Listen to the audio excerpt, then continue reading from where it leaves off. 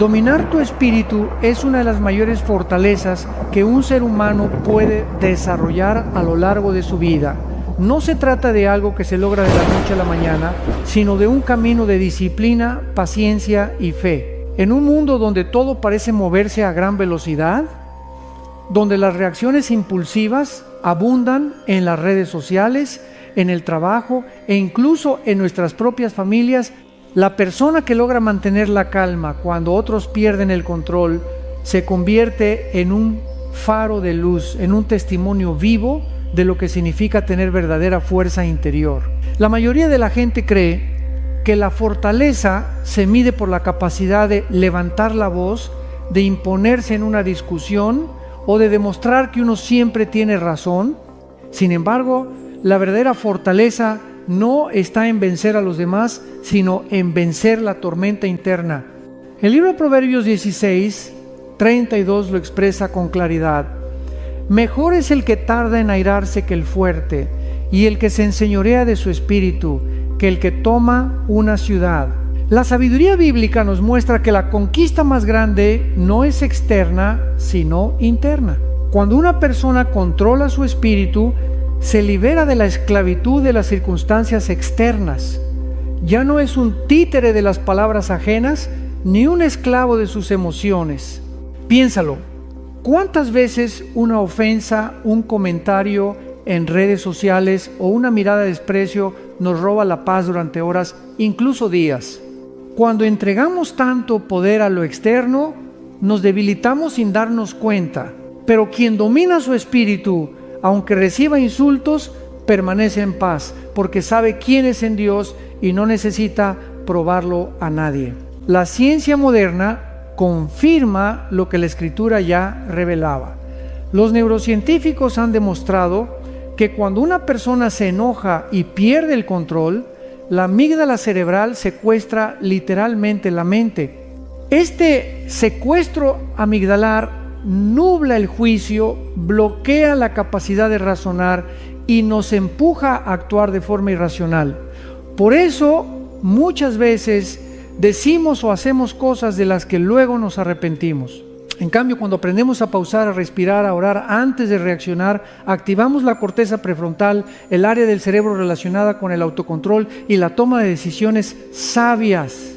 La Biblia ya nos enseñaba a ser prontos para oír, tardos para hablar, tardos para airarnos, Santiago 1:19, y hoy la ciencia lo respalda. El filósofo estoico Marco Aurelio escribió: el que domina a otros es fuerte, pero el que se domina a sí mismo es invencible.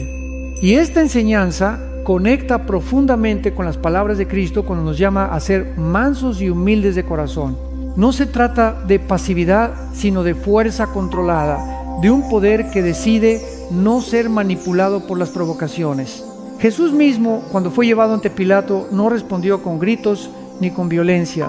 Su silencio era más poderoso que 1000 argumentos.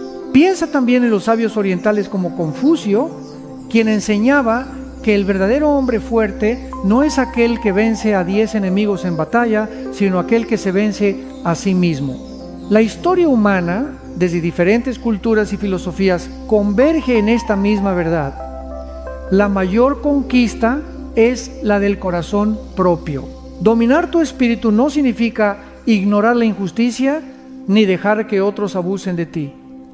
Significa reconocer que no todas las batallas son tuyas.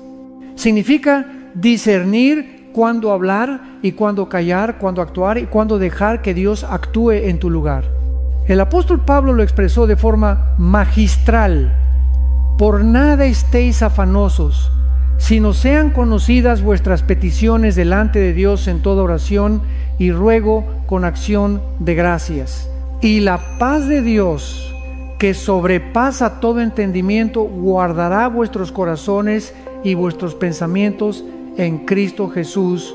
Filipenses 4, 6, 7. Esa paz es fruto de un espíritu gobernado.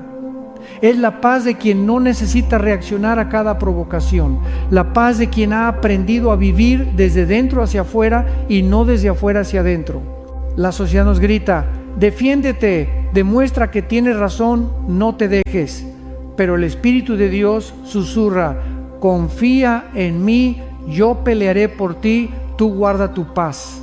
Imagina tu vida si dejaras de reaccionar impulsivamente. Imagina la libertad de no cargar más con la opinión de los demás.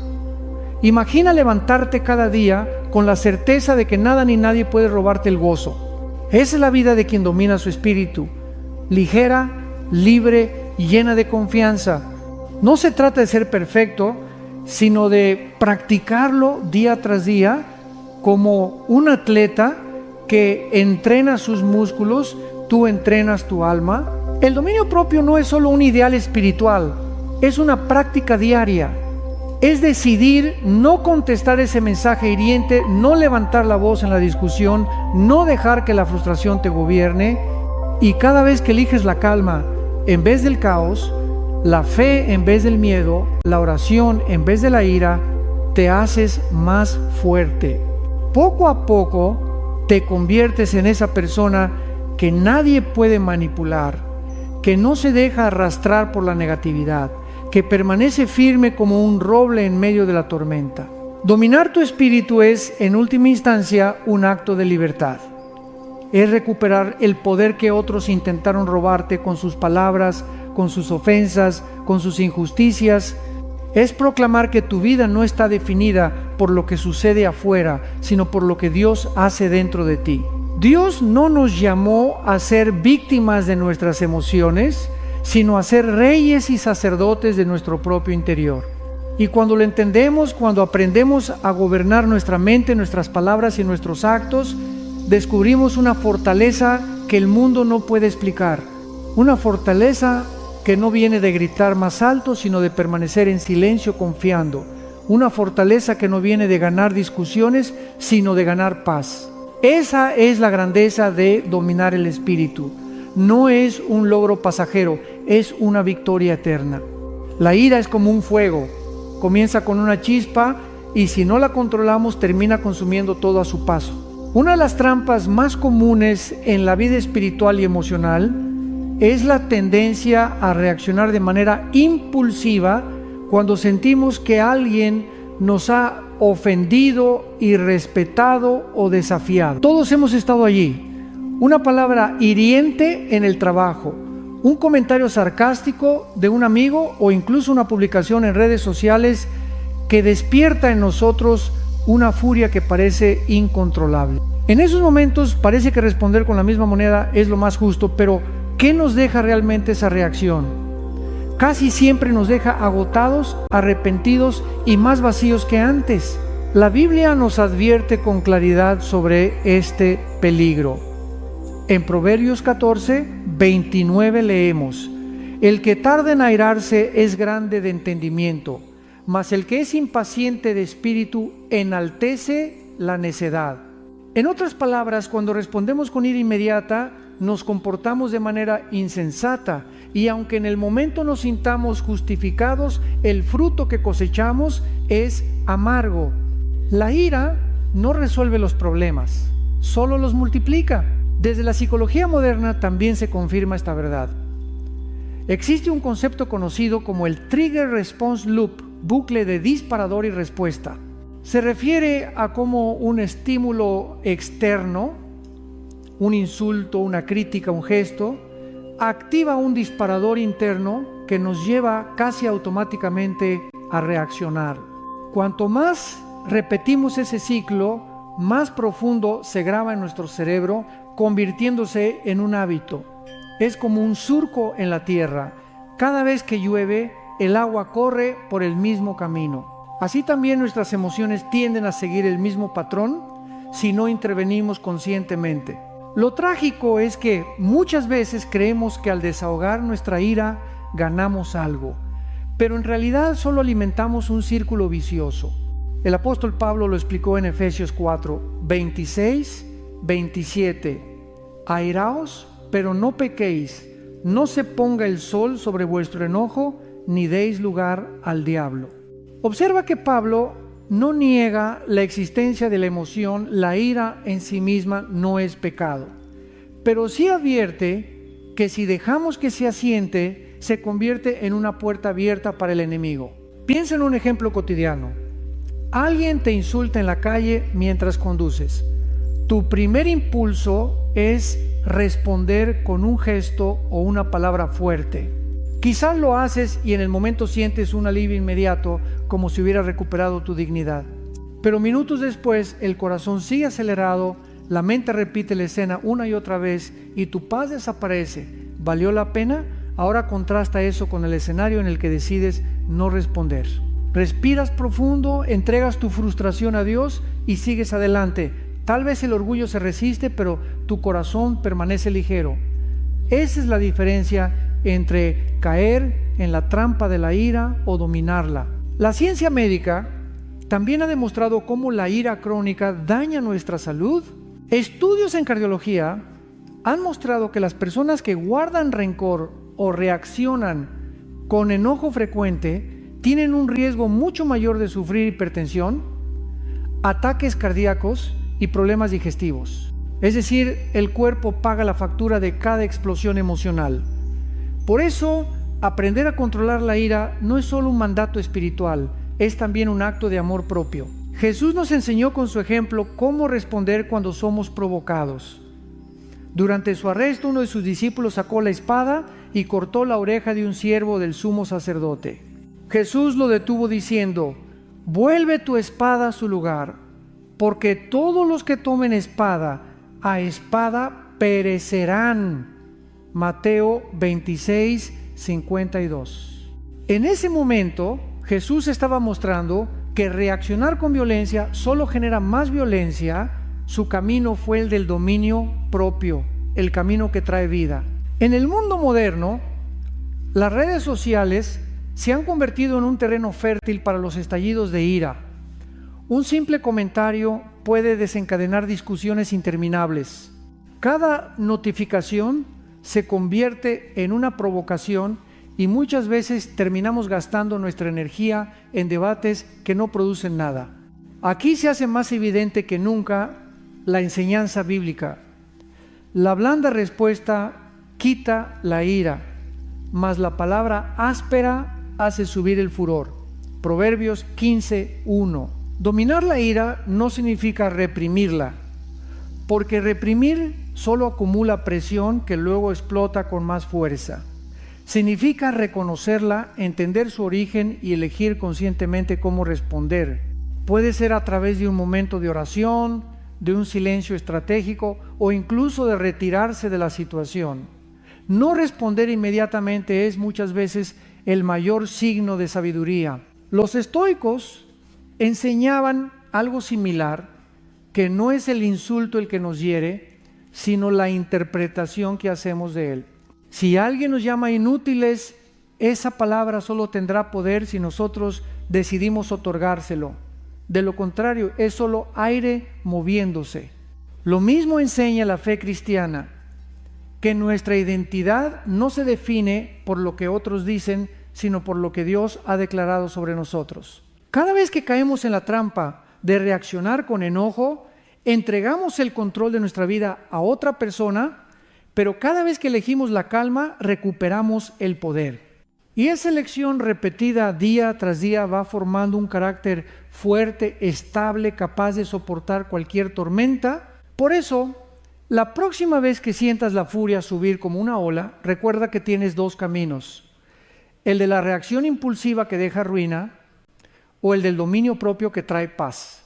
Y aunque el primero parece más fácil, el segundo es el que te llevará a vivir con verdadera libertad. Hay un poder oculto en la calma, un poder que a simple vista parece invisible, pero que transforma profundamente a quien lo practica. En un mundo donde las voces se elevan para imponerse, donde la agresividad se confunde con autoridad y donde la impaciencia se celebra como eficacia, la persona que sabe detenerse, respirar y responder con serenidad se convierte en un testimonio vivo de verdadera sabiduría. El dominio del espíritu no se mide por la rapidez de la respuesta ni por la fuerza del grito, sino por la capacidad de mantener la paz interior aun cuando todo a tu alrededor parece desmoronarse. La Biblia nos recuerda esta verdad en Proverbios 16, 32. Mejor es el lento para la ira que el poderoso, y el que gobierna su espíritu que el que toma una ciudad. Aquí se nos muestra que el verdadero héroe no es el guerrero que conquista territorios externos, sino aquel que conquista el campo de batalla más difícil, su propio corazón. Cuando eliges la calma, eliges la victoria más grande, una victoria que no depende de la aprobación de otros, sino del fruto de tu autodominio.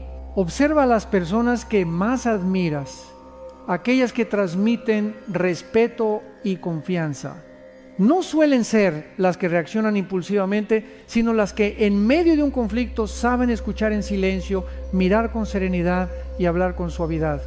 Esa es la verdadera fortaleza, la de quien elige la sabiduría sobre la reacción, la paz sobre la violencia, la paciencia sobre la frustración. Jesús mismo es el mayor ejemplo de este poder. Cuando fue llevado ante el tribunal, acusado injustamente y ridiculizado, no se defendió con ira ni con insultos. Mateo 27, 12, 14 relata que Jesús no respondió ni una palabra, de tal manera que el gobernador se maravillaba mucho. Su silencio no era debilidad, era autoridad. Era la calma de quien confía plenamente en la justicia de Dios. Ese silencio tenía más poder que 1000 argumentos. La filosofía estoica también enseñaba esta virtud. Marco Aurelio, emperador de Roma, escribía en sus meditaciones: si te afliges por algo externo, no es eso lo que te perturba, sino tu juicio sobre ello. Y está en tu poder borrar ese juicio ahora. Esta enseñanza conecta con la sabiduría bíblica. No son las circunstancias externas las que determinan tu paz, sino la manera en que decides responder a ellas. El poder de la calma es un poder de elección consciente. Imagina estar en medio de una tormenta. Los vientos soplan con furia, la lluvia golpea con fuerza y todo parece temblar. Sin embargo, en el ojo del huracán hay un lugar de calma perfecta. Así es el corazón de quien ha aprendido a guardar silencio cuando los demás gritan, a mantener la serenidad cuando los demás se desesperan, a caminar en paz cuando todos corren sin rumbo. Esa calma interior no significa indiferencia, sino madurez. Es la certeza de que el control último no lo tienes tú, sino Dios. Desde la psicología, la calma se asocia con la resiliencia, la capacidad de mantenerse firme y estable frente a la adversidad. Estudios demuestran que las personas que practican la regulación emocional no solo toman mejores decisiones, sino que también gozan de mayor bienestar físico y mental. La calma reduce el estrés, fortalece el sistema inmunológico y mejora las relaciones interpersonales.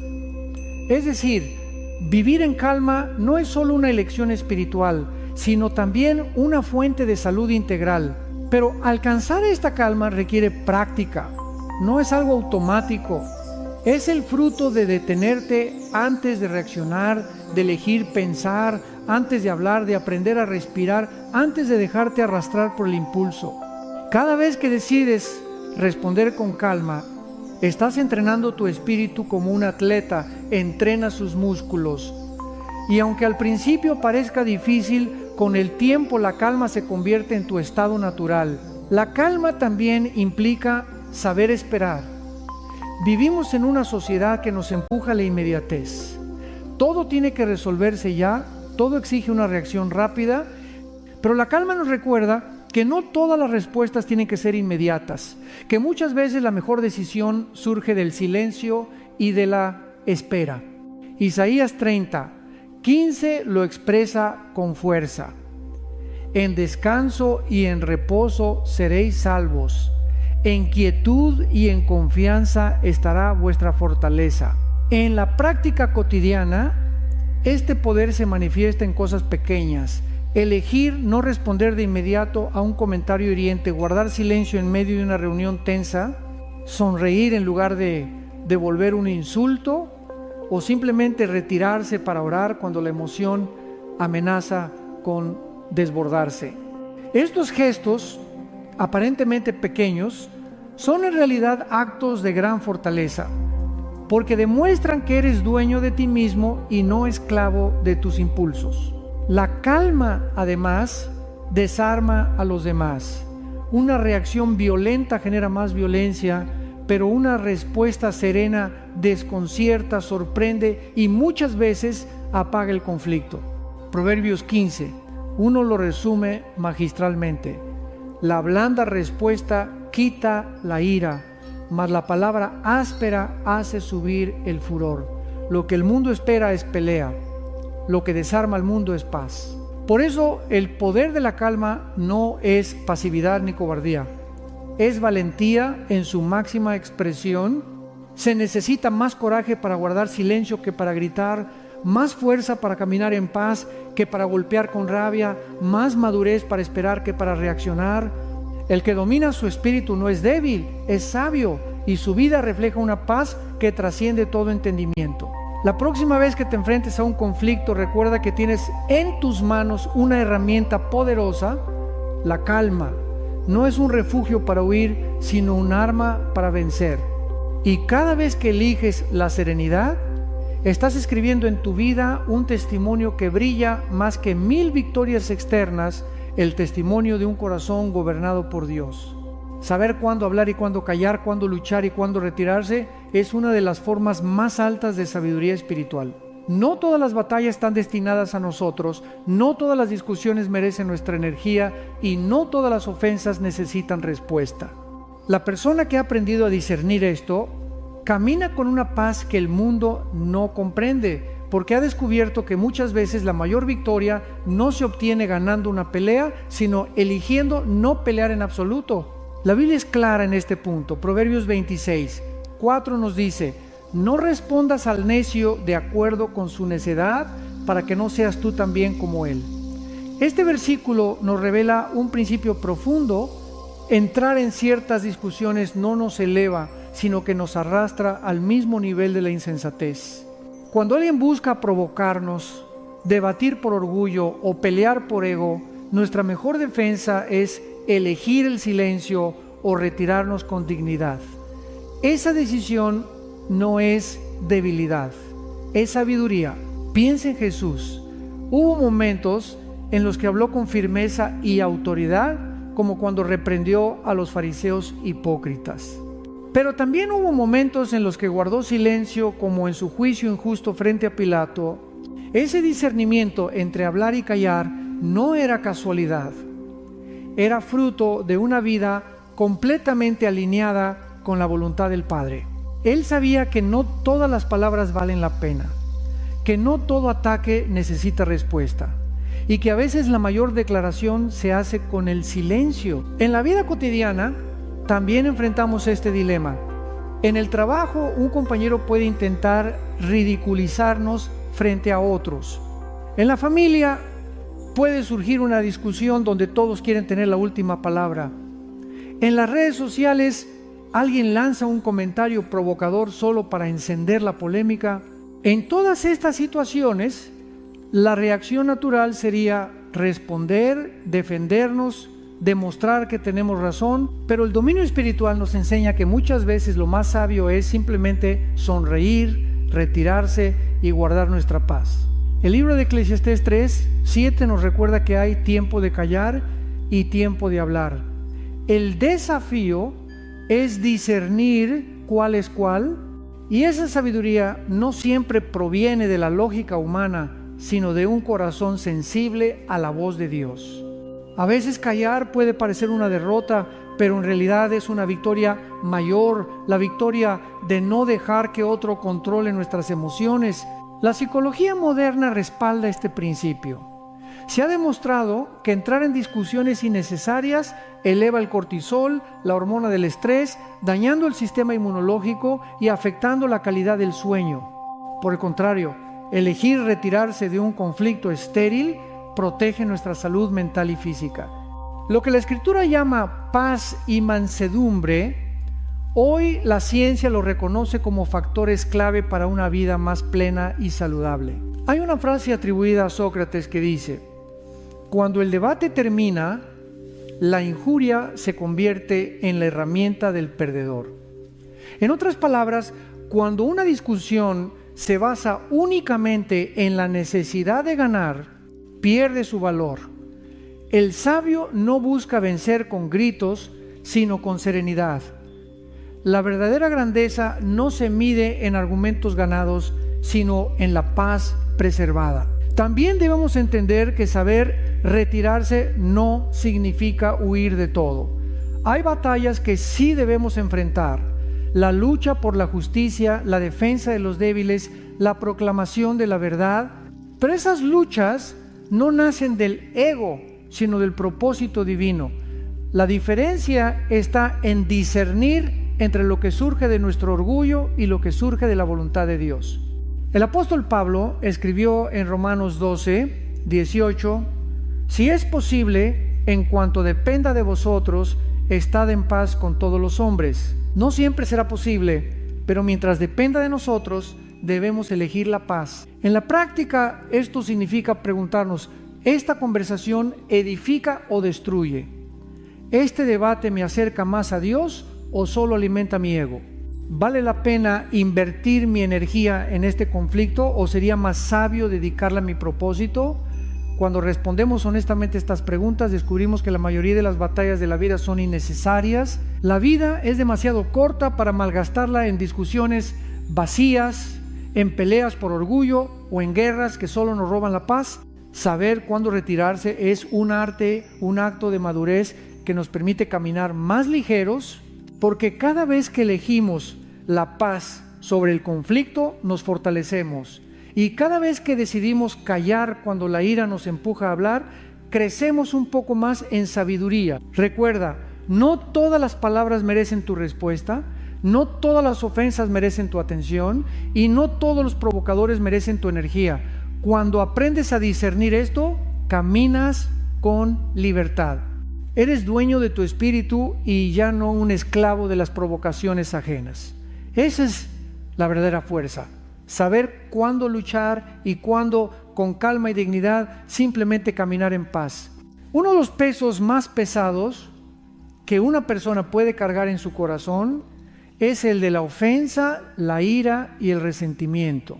Cuando alguien nos hiere con palabras, cuando traiciona nuestra confianza o nos trata con injusticia, la reacción natural es aferrarnos al dolor. Reproducimos mentalmente lo que sucedió, pensamos en lo que deberíamos haber respondido, alimentamos la herida una y otra vez. Sin darnos cuenta, ese rencor se convierte en una cadena que nos ata, en una carga que roba nuestra paz y envenena lentamente nuestra alma. La palabra de Dios nos enseña que la solución a este peso no es vengarnos ni buscar justicia por nuestras propias manos, sino aprender a soltarlo y entregarlo a Dios.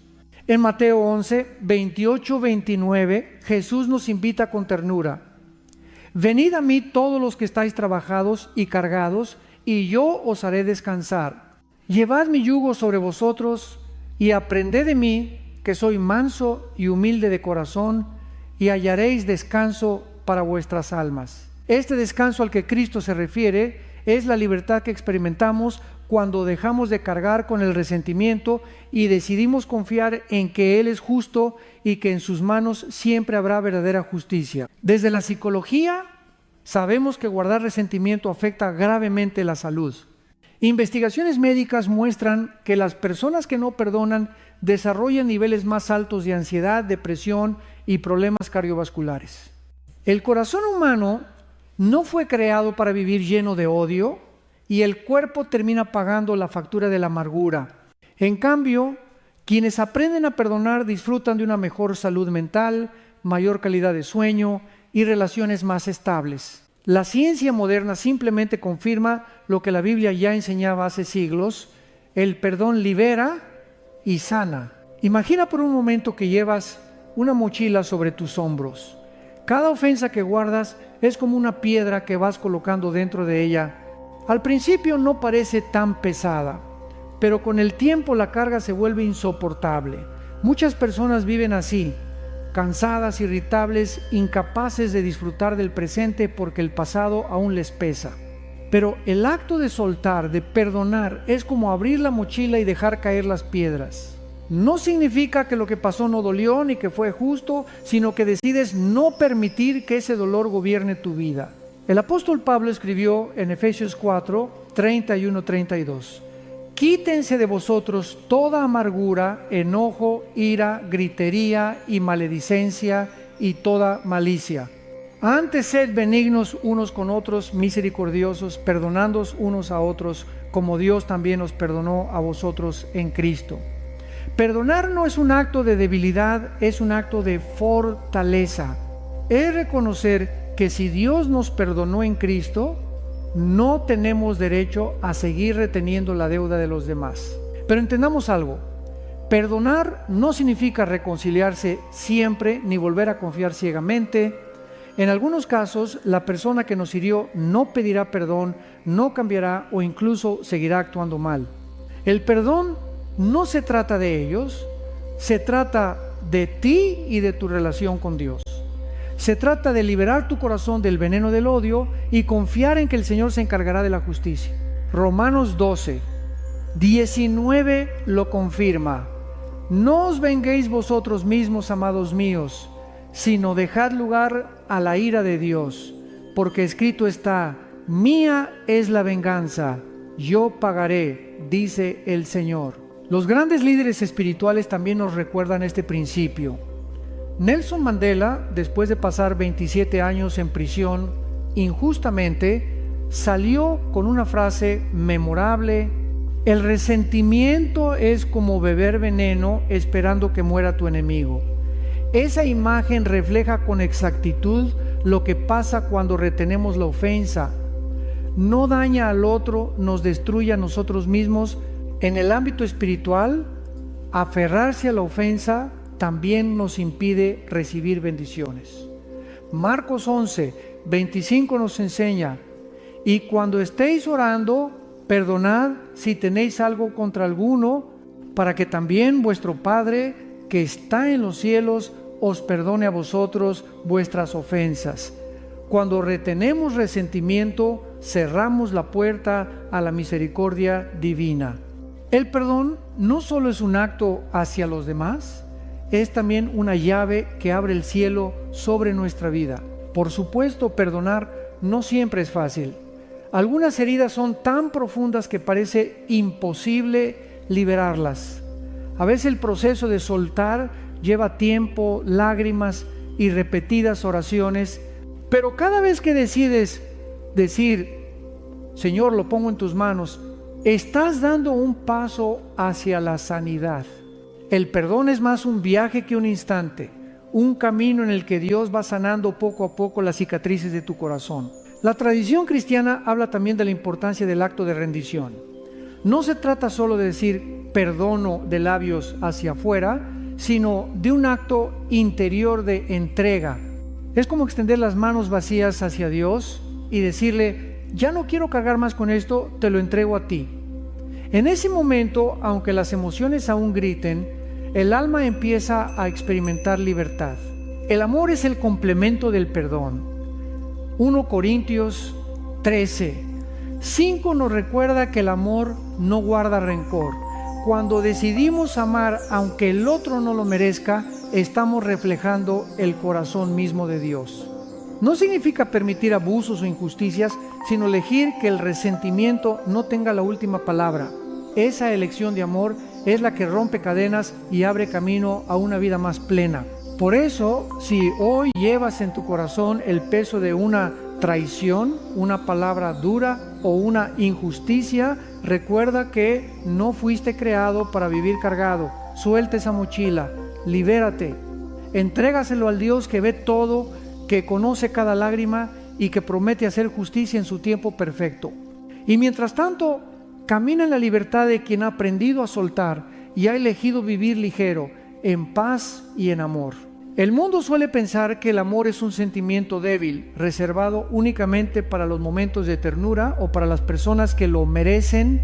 Sin embargo, la Biblia nos enseña que el amor verdadero no es una emoción pasajera, sino una decisión firme, una forma de vida que tiene el poder de transformar no solo relaciones, sino también corazones y naciones enteras. El amor es fuerza, no debilidad. El amor es la respuesta más poderosa frente al odio, la injusticia y la provocación. El apóstol Pablo, en 1 Corintios 13, describe el amor con palabras que parecen imposibles de cumplir. El amor es paciente, es bondadoso. El amor no es envidioso ni jactancioso, no se envanece, no hace nada indebido, no busca lo suyo, no se irrita, no guarda rencor. Este retrato del amor no se refiere a un ideal romántico, sino a un estilo de vida que refleja el corazón mismo de Dios. Y cuando un creyente elige caminar en amor, está mostrando una fuerza que el mundo no entiende. La capacidad de responder con gracia cuando sería más fácil responder con ira. La historia nos ofrece ejemplos vivos de este poder. Martin Luther King Jr., frente a la segregación racial en Estados Unidos, proclamaba que el odio no puede expulsar al odio, solo el amor puede hacerlo. Misión tras misión, él eligió responder con marchas pacíficas y discursos cargados de esperanza. Y fue precisamente esa respuesta basada en el amor la que movió los corazones de millones. Lo mismo hizo la Madre Teresa en Calcuta. Rodeada de miseria y rechazo, eligió amar a los más olvidados, y esa elección sencilla cambió el curso de innumerables vidas. Jesús es nuestro modelo supremo. En el Sermón del Monte dijo algo que aún escandaliza a muchos: amad a vuestros enemigos, bendecid a los que os maldicen, haced bien a los que os aborrecen, y orad por los que os ultrajan y os persiguen. Mateo 5, 44. Este mandamiento no es una sugerencia opcional, es un llamado a vivir de una manera radicalmente diferente. Amar al amigo es fácil. Amar al enemigo requiere la fortaleza de un corazón gobernado por Dios. La psicología moderna respalda este principio.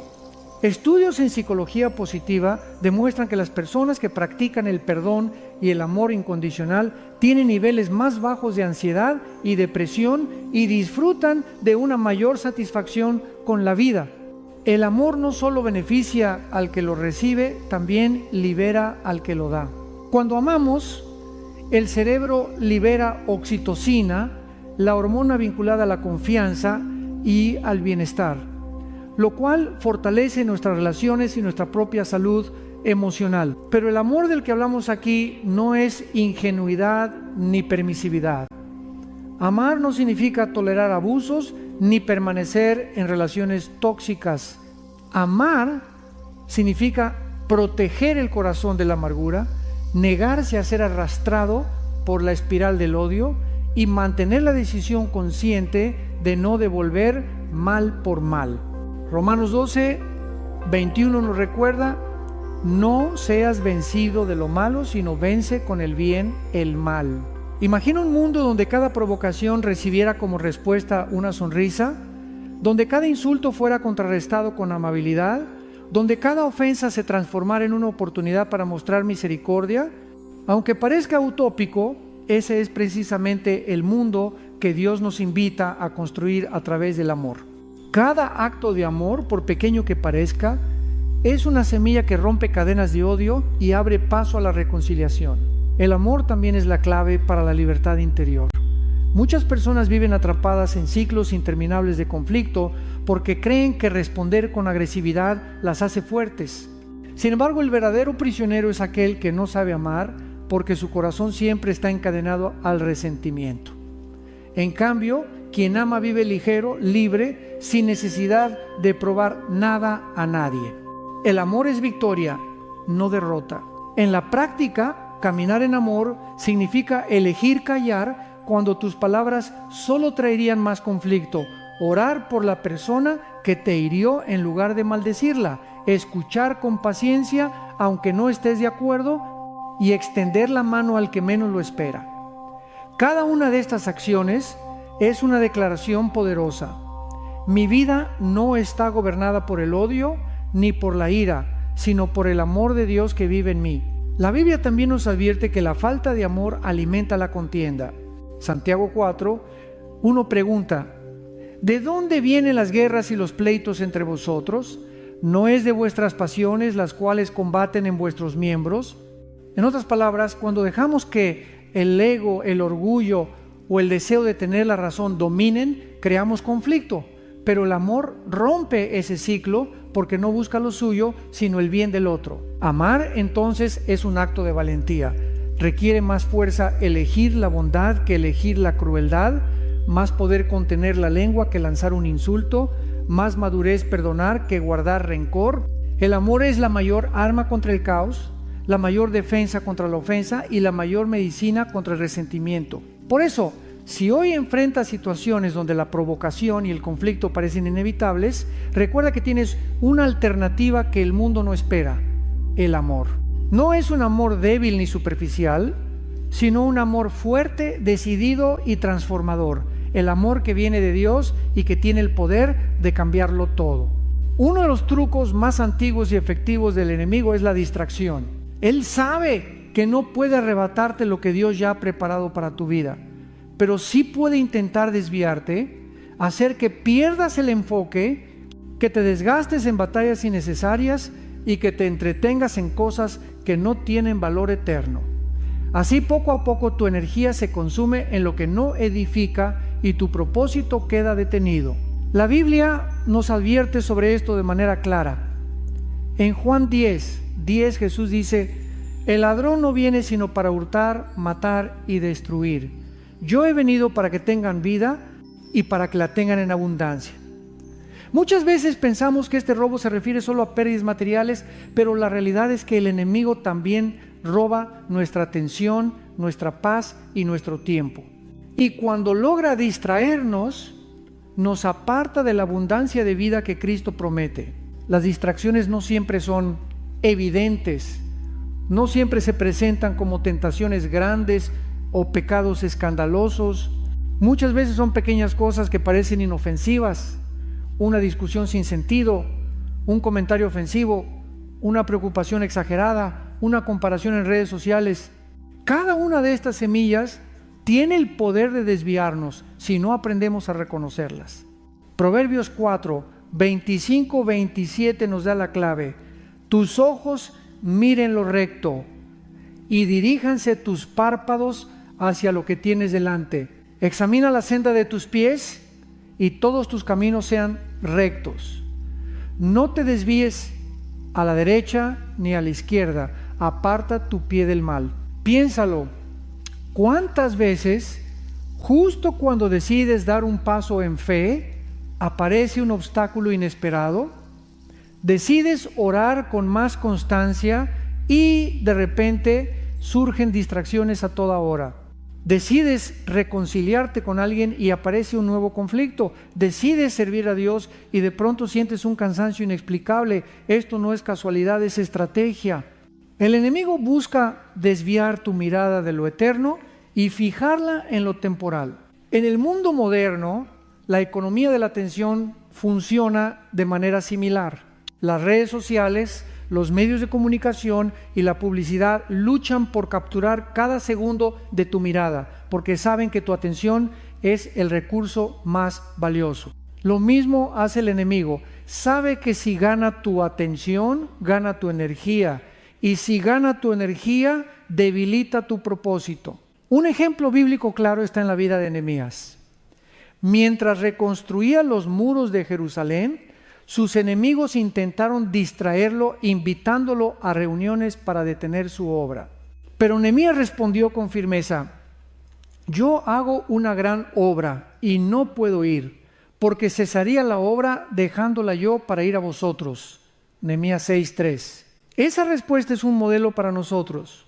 Cuando estamos enfocados en lo que Dios nos llamó a hacer, no podemos darnos el lujo de detenernos en pleitos, chismes o distracciones. La psicología también explica cómo las distracciones constantes fragmentan la mente. Estudios sobre la multitarea muestran que cuando saltamos de una tarea a otra, nuestra productividad disminuye hasta un 40%. Lo mismo ocurre en la vida espiritual. Si dejamos que cada ofensa, cada crítica y cada preocupación nos saque del camino, nunca avanzaremos con firmeza hacia el propósito que Dios diseñó. El apóstol Pablo escribió en Filipenses 3:14, olvidando ciertamente lo que queda atrás y extendiéndome a lo que está delante, prosigo a la meta, al premio del supremo llamamiento de Dios en Cristo Jesús. Esta es la actitud del que no se deja desviar, ojos fijos en la meta, sin perder tiempo en discusiones sin valor. Reconocer las distracciones requiere discernimiento espiritual. A veces será una provocación que quiere despertar tu orgullo, otras veces será una ofensa que busca encender tu ira, en ocasiones será una tentación de comodidad para que dejes de avanzar. Pero cada vez que elijas ignorar esas trampas y mantener tu mirada en Dios, estarás recuperando tu poder. El enemigo sabe cuáles son tus debilidades. Si luchas con el orgullo, enviará personas que desafíen tu ego. Si luchas con la ira, permitirá provocaciones. Si luchas con la duda, traerá situaciones que parezcan injustas. Pero cuando entiendes el patrón, cuando ves más allá de la superficie, te das cuenta de que no es la persona ni la situación, es una estrategia espiritual para apartarte del propósito. La buena noticia es que no estamos indefensos. Efesios 6 nos recuerda que debemos vestirnos con toda la armadura de Dios: la verdad, la justicia, la fe, la salvación, la palabra y la oración constante. Con estas armas espirituales podemos reconocer las distracciones y mantenernos firmes. Así que la próxima vez que alguien busque provocarte, que una situación inesperada intente robarte la paz o que una preocupación trate de absorber tu mente, recuerda, no todo merece tu atención. Tu llamado es demasiado grande para desperdiciar energía en lo que no importa. Como Nehemías, responde: estoy haciendo una gran obra y no puedo detenerme. Y sigue adelante con tu mirada puesta en la meta eterna. Orar por quienes nos hieren parece, a primera vista, una de las tareas más difíciles del camino espiritual. Cuando alguien nos insulta, nos traiciona o nos maltrata, lo último que surge en nuestro corazón es el deseo de pedir bendiciones para esa persona. Lo natural es querer justicia inmediata o incluso desear que esa persona reciba el mismo dolor que nos causó. Sin embargo, Jesús nos mostró un camino diferente, un camino radical que rompe las cadenas del odio y libera el corazón. Orar por aquellos que nos hacen daño. En Mateo 5:44, el Señor nos dice claramente: pero yo os digo, amad a vuestros enemigos, bendecid a los que os maldicen, haced bien a los que os aborrecen, y orad por los que os ultrajan y os persiguen.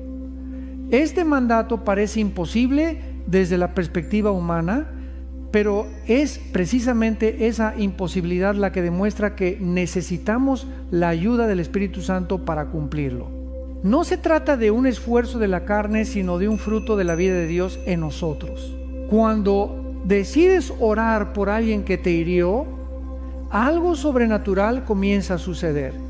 Tal vez al principio las palabras salen con dificultad, casi de manera forzada.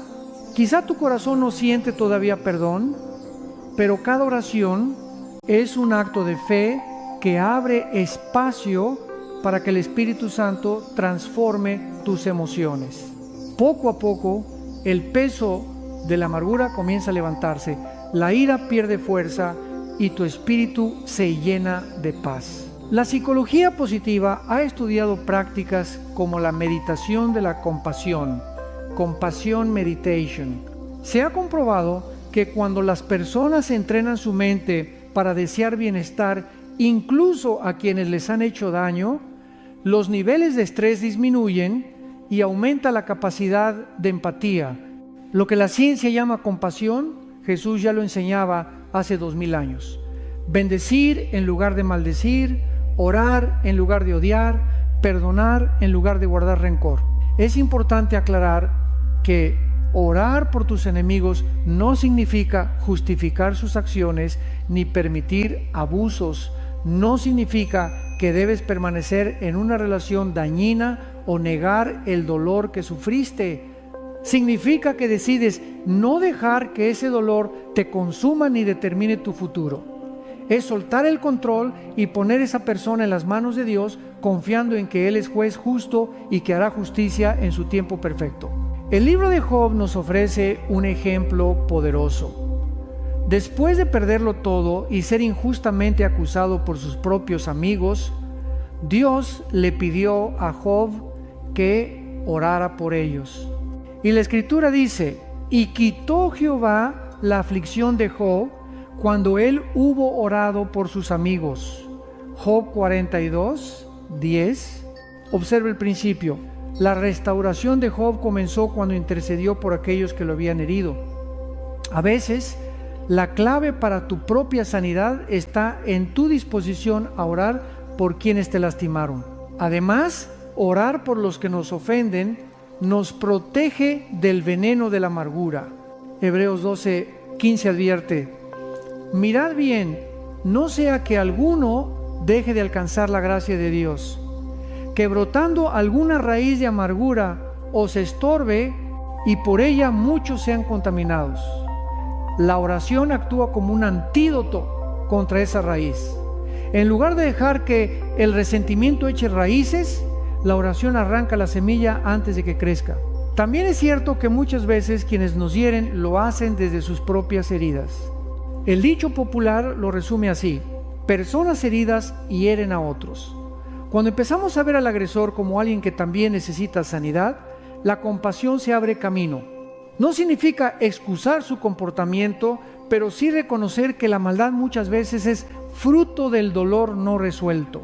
Y en ese momento nuestra oración deja de ser solo obediencia y se convierte en un acto genuino de misericordia.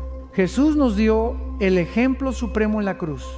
Mientras sufría el dolor más intenso y era ridiculizado por quienes lo crucificaban, clamó: Padre, perdónalos porque no saben lo que hacen. Lucas 23, 34. Estas palabras no solo liberaron a sus verdugos, también nos mostraron que el amor verdadero se expresa incluso en medio del sufrimiento más profundo. En la práctica, orar por los que nos hacen daño puede comenzar con algo tan simple como decir: Señor, bendice a esta persona. No entiendo por qué actuó así, pero la pongo en tus manos. Con el tiempo, esa oración puede crecer.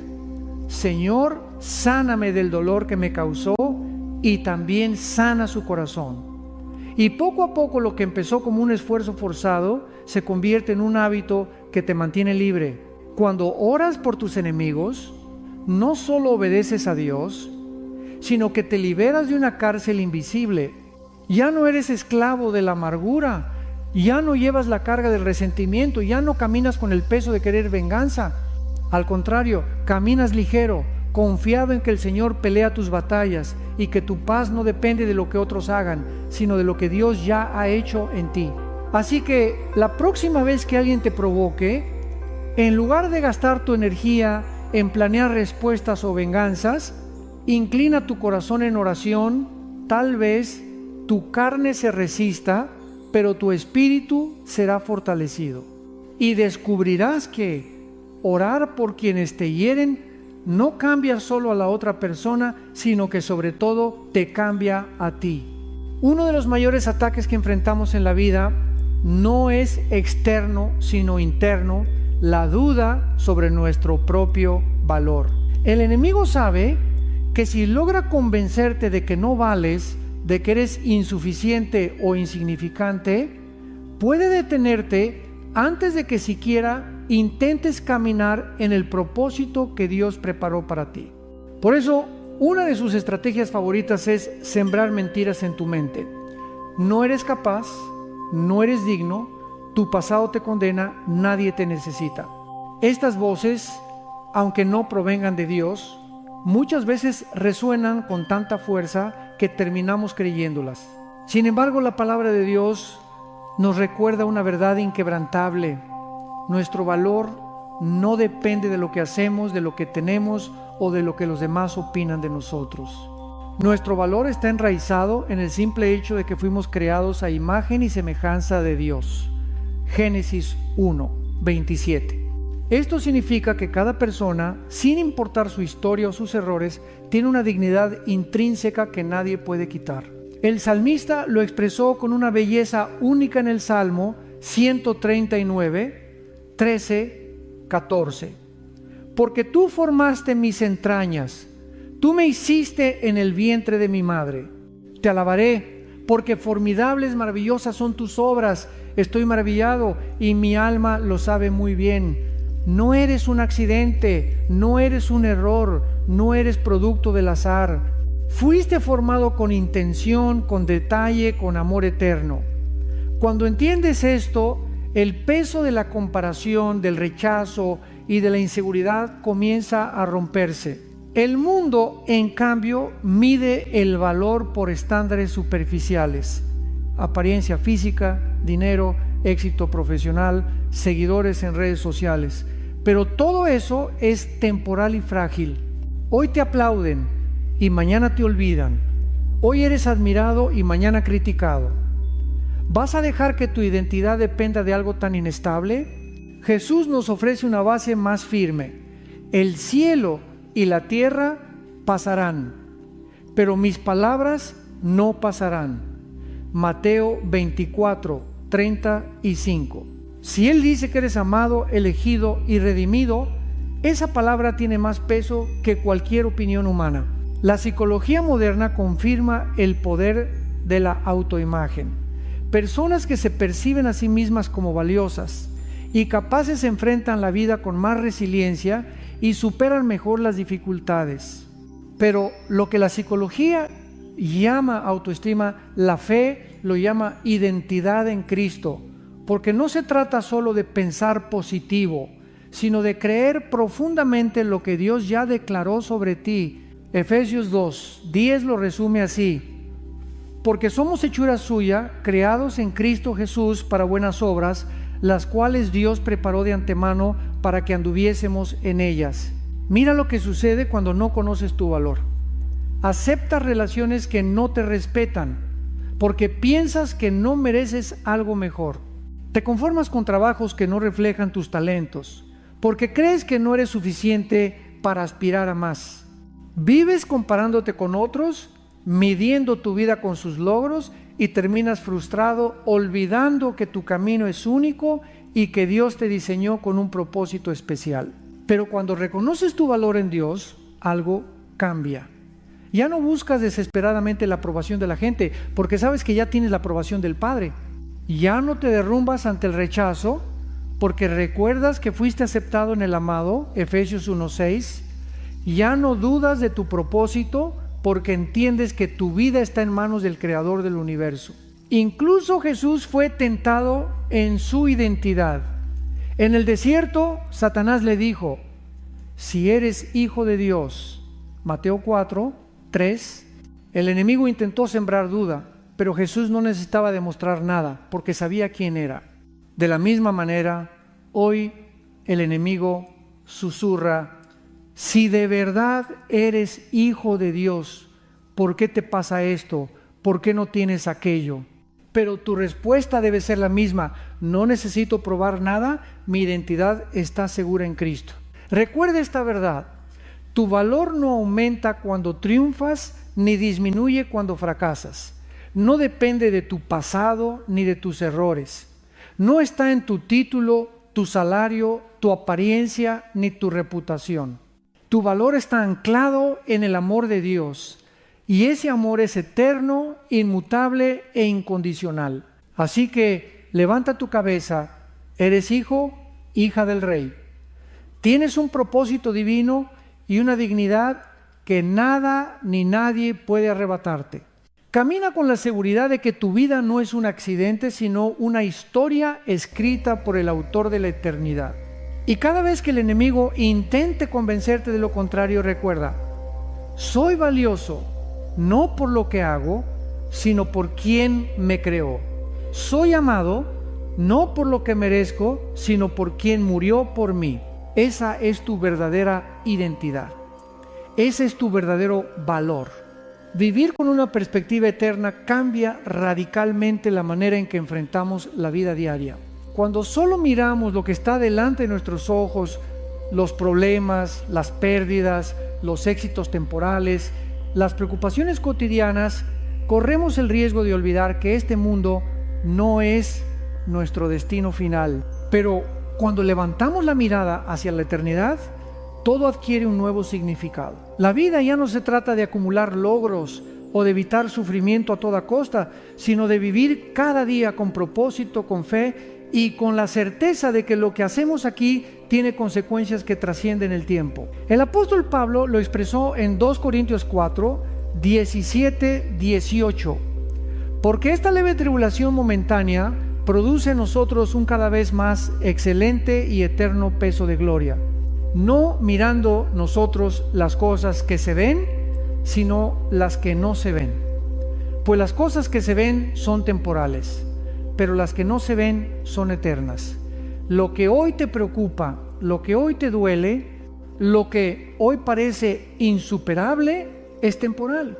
Pero el carácter que se forma en medio de esas pruebas, la fe que crece en medio de la dificultad y las decisiones de amor que tomas, todo eso tiene valor eterno.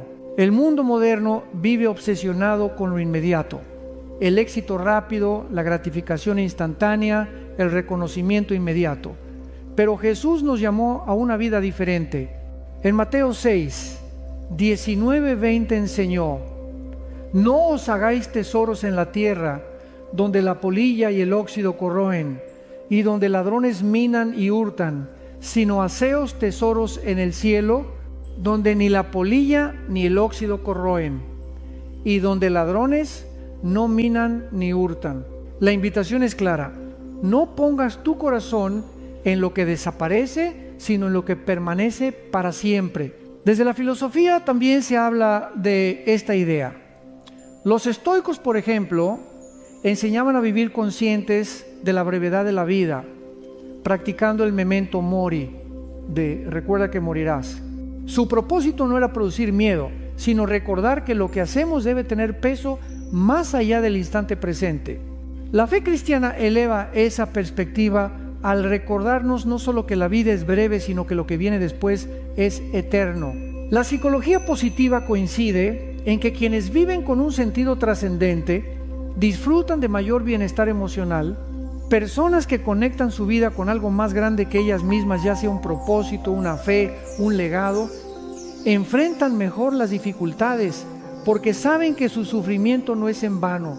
Nosotros, como hijos de Dios, tenemos la certeza más grande de todas: nuestro sufrimiento, nuestra fidelidad y nuestra obediencia tienen eco en la eternidad. Imagina lo diferente que sería tu vida si recordaras cada mañana: lo que haga hoy puede tener impacto eterno. La manera en que hablas con tu familia, la paciencia que muestras en el trabajo, la generosidad con la que ayudas a alguien necesitado, la fidelidad con la que oras aún sin ver resultados, nada de eso es en vano. Jesús prometió en Mateo 10, 42, y cualquiera que dé a uno de estos pequeñitos un vaso de agua fría solamente por cuanto es discípulo, de cierto os digo que no perderá su recompensa. Hasta los actos más pequeños, cuando se hacen en amor y fe, tienen valor eterno. Una perspectiva eterna también nos libera del miedo. Muchas personas viven atadas al temor de perder dinero, perder estatus, perder salud, perder personas. Pero cuando sabes que tu tesoro verdadero está en el cielo, esas pérdidas dejan de tener el poder de destruirte. Puedes vivir con más ligereza porque entiendes que todo lo terrenal es pasajero. Como dijo el mismo Jesús en Juan 14, 2, 3: en la casa de mi Padre muchas moradas hay, voy pues a preparar lugar para vosotros, para que donde yo estoy, vosotros también estéis. Esta promesa nos da esperanza incluso en medio del dolor más profundo. Así que vivir con una perspectiva eterna significa priorizar lo que realmente importa. Amar a Dios, amar a las personas, caminar en obediencia, sembrar semillas de fe. Significa recordar que tu carrera profesional, tu cuenta bancaria, tu fama, todo eso pasará, pero tu carácter, tu fe y tu amor permanecerán.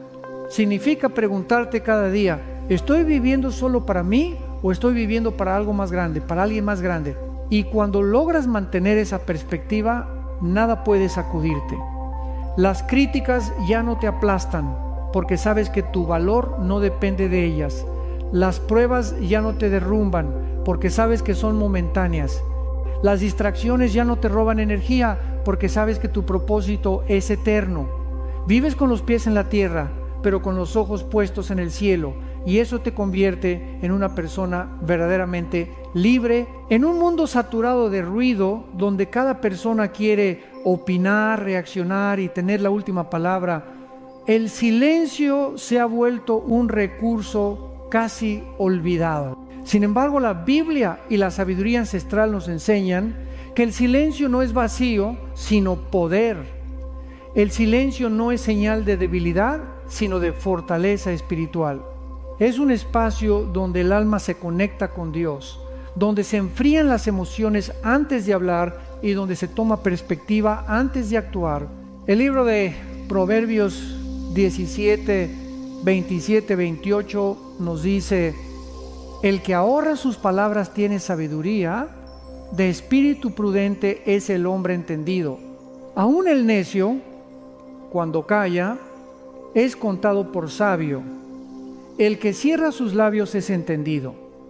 Este pasaje nos muestra que el silencio no solo evita conflictos, sino que también transmite madurez. Muchas veces lo más sabio que podemos hacer no es responder de inmediato, sino guardar silencio, reflexionar y luego hablar con calma y discernimiento. Jesús mismo nos dio un ejemplo poderoso. En su juicio, frente a acusaciones falsas, burlas y maltrato, eligió callar. Mateo 27, 12, 14 dice que cuando fue acusado por los principales sacerdotes y por los ancianos, nada respondió, de tal manera que el gobernador se maravillaba mucho. Su silencio no era sumisión, sino dominio propio. Él sabía que no necesitaba defenderse, porque la verdad y el propósito de Dios estaban de su lado. Ese silencio fue un acto de confianza absoluta en el Padre. Desde la psicología, el silencio también se reconoce como herramienta de autocontrol. Cuando alguien reacciona en el calor del momento, su cerebro está gobernado por la amígdala, la parte emocional, pero cuando una persona se permite un momento de silencio, activa la corteza prefrontal, la zona racional del cerebro, lo que le permite tomar decisiones más sabias. Así, el silencio no es ausencia de respuesta, es un tiempo de preparación para responder con inteligencia y no con impulso. La filosofía oriental, particularmente el budismo, también valora el silencio como práctica espiritual. Se enseña que el silencio es a veces la mejor respuesta porque evita añadir leña al fuego de la ira. Aunque nuestra fe cristiana tiene fundamentos diferentes, encontramos en estas enseñanzas un eco del principio bíblico. Muchas veces es mejor callar que hablar con ira. El silencio también protege nuestro corazón. Proverbios 29, 11 declara: el necio da rienda suelta a toda su ira, mas el sabio al fin la sosiega. Cada vez que eliges el silencio en lugar de explotar, te estás entrenando en paciencia, en humildad y en mansedumbre. Y ese entrenamiento forma parte de la obra del Espíritu Santo en tu vida, porque el fruto del Espíritu incluye el dominio propio. Gálatas 5, 23. Por supuesto, el silencio no siempre significa pasividad. Hay momentos en los que hablar es necesario para defender la justicia, para proclamar la verdad, para animar al caído. Pero incluso en esos casos, El silencio previo nos prepara para hablar con claridad y con poder. El silencio es el terreno donde se gesta la palabra correcta, en el momento correcto, con el espíritu correcto. Imagina lo diferente que serían muchas discusiones si en lugar de apresurarnos a responder, practicáramos un instante de silencio. Esa pausa evitaría palabras hirientes, daría espacio a la reflexión y abriría la puerta a una comunicación más sana. Incluso en los conflictos más intensos, el silencio puede desarmar al adversario. Como dice Proverbios 15, 1. La blanda respuesta quita la ira, mas la palabra áspera hace subir el furor.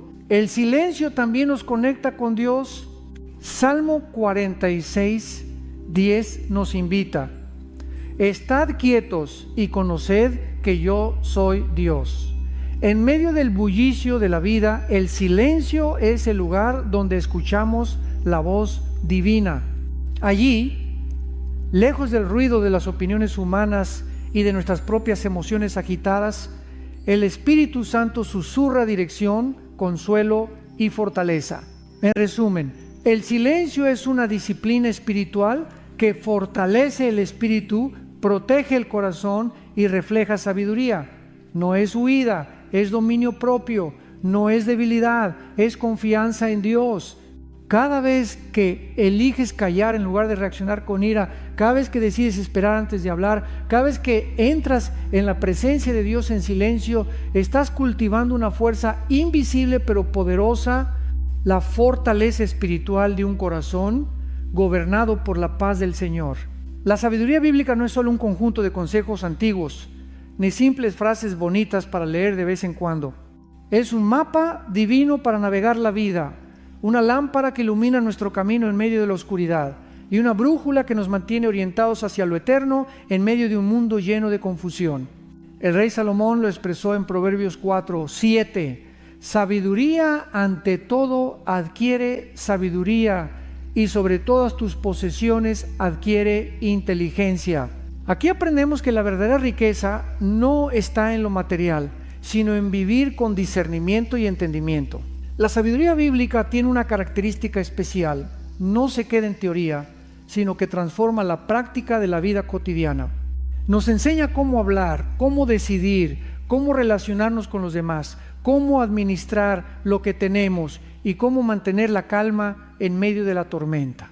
Mientras la sabiduría del mundo cambia con las modas y las filosofías pasajeras, la sabiduría de Dios permanece firme porque se basa en principios eternos.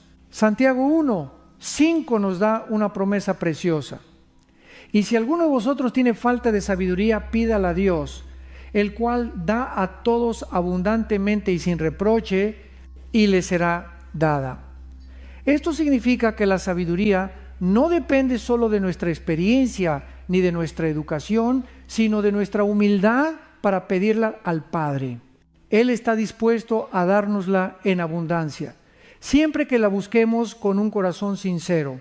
La psicología moderna ha comprobado que las personas que toman decisiones basadas en valores firmes y en principios claros disfrutan de mayor bienestar y estabilidad emocional.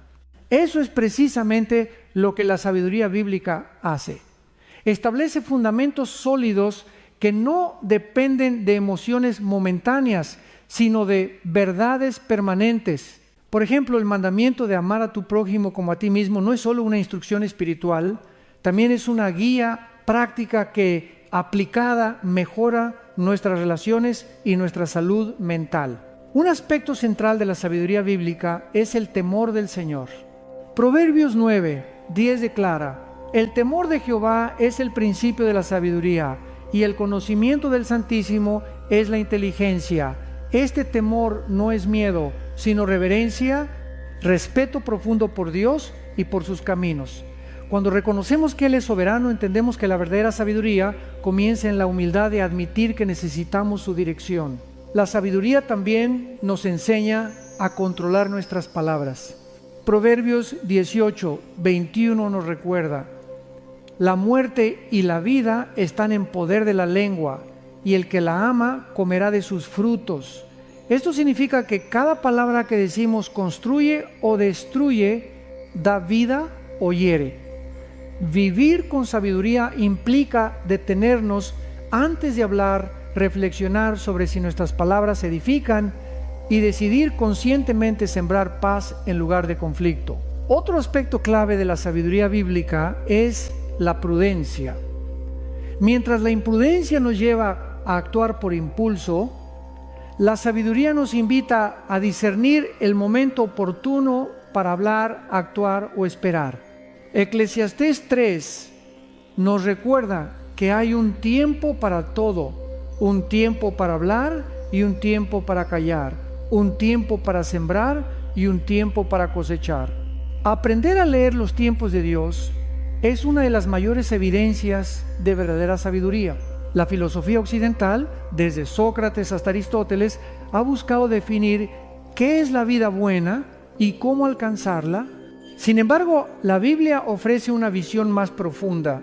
La vida buena no se mide solo por la virtud o por la razón, sino por una relación viva con el Creador que guía cada paso. La sabiduría bíblica no solo responde al cómo vivir, sino también al para qué vivir. Un corazón sabio también sabe escuchar. Proverbios 12:15 lo afirma con claridad. El camino del necio es derecho en su opinión, mas el que obedece al consejo es sabio. Escuchar a otros, aceptar corrección, ser enseñables, todo esto es fruto de la sabiduría. El orgullo nos cierra puertas, pero la humildad de aprender nos abre caminos que jamás hubiéramos encontrado solos. Finalmente, la sabiduría bíblica nos enseña a vivir con propósito. Efesios 5:15-16 nos exhorta: mirad pues con diligencia cómo andéis, no como necios, sino como sabios, aprovechando bien el tiempo, porque los días son malos. El sabio no desperdicia su vida en distracciones, sino que aprovecha cada oportunidad para crecer, amar, servir y sembrar en lo eterno. Así que si deseas caminar con firmeza en un mundo lleno de incertidumbre, busca la sabiduría que proviene de lo alto. Lee la palabra, pide discernimiento en oración, escucha la voz del Espíritu y aplica los principios divinos a tu vida diaria. Verás cómo tus pasos se vuelven más firmes, tus decisiones más claras y tu corazón más ligero, porque quien camina en la sabiduría bíblica no solo vive mejor aquí en la tierra, sino que también se prepara para la eternidad. La autorreflexión es una de las disciplinas más poderosas y al mismo tiempo más descuidadas en la vida espiritual. Vivimos en una sociedad que nos empuja a la prisa, al ruido constante y a la distracción permanente. Pocas veces nos detenemos a mirar hacia adentro, a examinar el estado de nuestro corazón y a preguntarnos si nuestras acciones están alineadas con la voluntad de Dios. Sin embargo, la Biblia nos invita repetidamente a practicar la introspección, no como un ejercicio de autoculpa, sino como un camino hacia la transformación y la cercanía con nuestro Creador. El apóstol Pablo escribió en 2 Corintios 13:5: examinaos a vosotros mismos si estáis en la fe, probaos a vosotros mismos. ¿O no os conocéis a vosotros mismos que Jesucristo está en vosotros? Esta exhortación nos recuerda que no podemos vivir la fe en piloto automático. Necesitamos detenernos, evaluar nuestro caminar y preguntarnos si realmente estamos viviendo como discípulos de Cristo o si nos hemos dejado llevar por la rutina y las distracciones del mundo. La autorreflexión bíblica no es una mirada condenatoria hacia nuestros errores, sino una oportunidad de reconocer lo que aún necesita ser entregado a Dios. El salmista lo entendía bien cuando oraba en el Salmo 139, 23, 24. Examíname, oh Dios, y conoce mi corazón, pruébame y conoce mis pensamientos, y ve si hay en mí camino de perversidad, y guíame en el camino eterno. Esta oración muestra humildad. reconocer que no siempre vemos con claridad nuestras propias fallas y que necesitamos que Dios ilumine las áreas ocultas de nuestro corazón. En psicología se habla del autoconocimiento como una herramienta esencial para el crecimiento personal. Las personas que practican la reflexión sobre sus motivaciones, emociones y patrones de comportamiento desarrollan mayor madurez y resiliencia. Desde la perspectiva cristiana, la autorreflexión va más allá. No se trata solo de conocerse a uno mismo, sino de conocerse a la luz de Dios. Ver nuestras intenciones y acciones no con los ojos de la cultura, sino con los ojos de la palabra. Un ejemplo práctico. Muchas veces reaccionamos con ira en situaciones aparentemente pequeñas. Sin reflexión, podemos justificarnos diciendo, soy así o me provocaron. Pero cuando nos detenemos a examinar el corazón, descubrimos que quizá nuestra ira proviene del orgullo herido, del miedo a perder control o de una inseguridad no resuelta. En ese momento, la autorreflexión nos lleva a confesar, a pedir perdón y a permitir que el Espíritu Santo transforme esa área de nuestra vida. También debemos reconocer que la autorreflexión no siempre es cómoda. Implica mirarnos en el espejo de la verdad y enfrentar realidades que preferiríamos ignorar. Pero es en esa incomodidad donde ocurre el verdadero crecimiento. Proverbios 27:19 dice, como en el agua el rostro corresponde al rostro, así el corazón del hombre al del hombre. Así como un espejo refleja lo externo, la reflexión revela lo interno. Y aunque a veces no nos guste lo que vemos, ese es el primer paso hacia la sanidad y la madurez espiritual. La filosofía también ha destacado este hábito. Sócrates afirmaba, una vida sin examen no merece ser vivida. Aunque él hablaba desde un marco filosófico, su frase se alinea con la verdad bíblica. Necesitamos examinar nuestra vida para asegurarnos de que caminamos en integridad y propósito. La diferencia es que nosotros no nos examinamos solos, sino bajo la mirada amorosa y justa de Dios. Prácticamente la autorreflexión puede convertirse en un hábito diario. Antes de dormir puedes preguntarte, ¿cómo hablé hoy? ¿Fui paciente? ¿Actué con amor? ¿Confié en Dios? ¿O me dejé llevar por el miedo? Estas preguntas no son para castigarte, sino para invitarte a crecer y a rendir cada área al Señor. La autorreflexión también nos lleva a la gratitud. No solo vemos nuestros errores, sino también reconocemos el progreso que Dios ha hecho en nosotros. Al mirar hacia atrás podemos decir, antes reaccionaba con ira, hoy tengo más calma. Antes dudaba constantemente, hoy confío más. Esa conciencia de crecimiento fortalece nuestra fe y nos recuerda que Dios está obrando en nosotros día tras día. En Filipenses 3:13-14, Pablo lo expresó de manera magistral. Hermanos, yo mismo no pretendo haberlo ya alcanzado, pero una cosa hago, olvidando ciertamente lo que queda atrás y extendiéndome a lo que está delante, prosigo a la meta, al premio del supremo llamamiento de Dios en Cristo Jesús. La autorreflexión nos permite reconocer dónde estamos, soltar lo que debemos dejar atrás y proyectarnos hacia lo que Dios tiene por delante. En conclusión, la autorreflexión es un regalo que Dios nos da para crecer. Es el acto de pausar en medio del ruido, de examinar nuestro corazón, de escuchar la voz del Espíritu y de alinear nuevamente nuestra vida con la voluntad de Dios. Cuando practicamos la autorreflexión, evitamos vivir distraídos, cultivamos la humildad y nos acercamos más al propósito divino. No le temas al espejo del alma. Atrévete a mirar hacia adentro, no con condena, sino con esperanza, sabiendo que cada área revelada es una oportunidad para que Dios siga transformándote en la persona que fuiste creado para ser. La restricción y el dominio propio son virtudes profundamente contraculturales en el mundo actual. Vivimos en una sociedad que glorifica la inmediatez, el impulso y la satisfacción instantánea. Se nos anima a decir todo lo que pensamos, a hacer lo que sentimos en el momento, a no reprimirnos. Sin embargo, la palabra de Dios nos enseña una verdad distinta.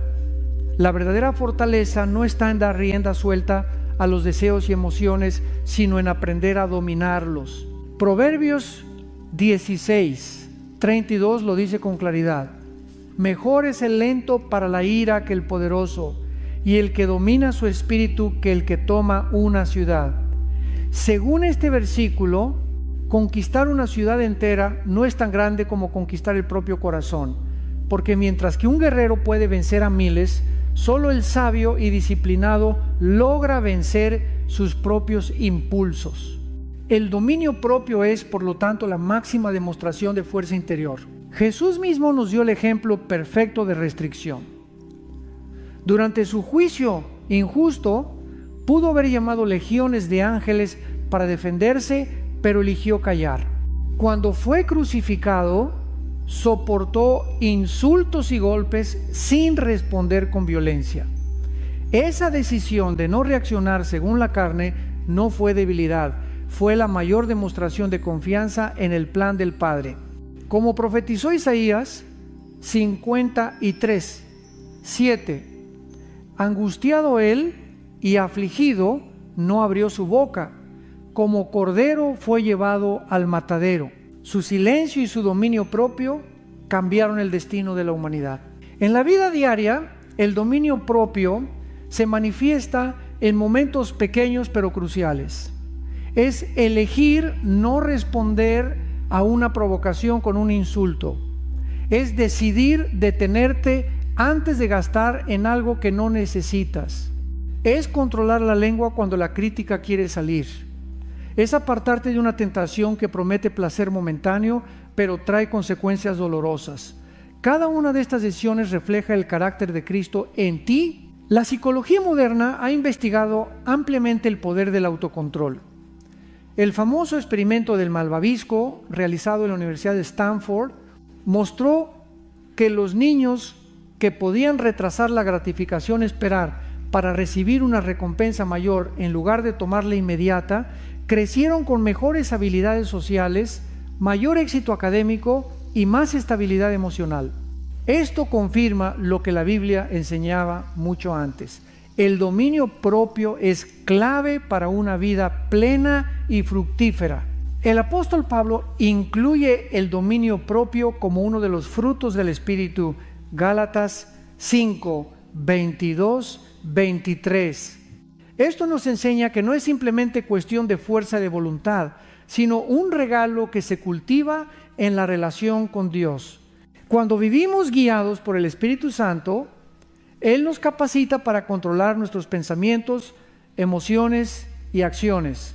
Así, lo que antes parecía imposible callar en medio de la ira, resistir la tentación, ser pacientes en la espera, se convierte en una realidad porque ya no vivimos según la carne, sino según el Espíritu. Restringirse también significa saber cuándo retirarse de batallas que no vale la pena pelear. No todo ataque necesita una respuesta. No todo desacuerdo requiere discusión. No toda ofensa merece un contraataque. El sabio elige sus batallas y muchas veces la mejor victoria es caminar en paz. Como dice Romanos 12:18, si es posible, en cuanto dependa de vosotros, estad en paz con todos los hombres. La filosofía antigua, especialmente en el estoicismo, también valoraba la virtud de la templanza. Los estoicos afirmaban que quien domina sus pasiones es más libre que quien está esclavizado por ellas. En esto vemos un eco de la enseñanza bíblica. El dominio propio no te priva de libertad.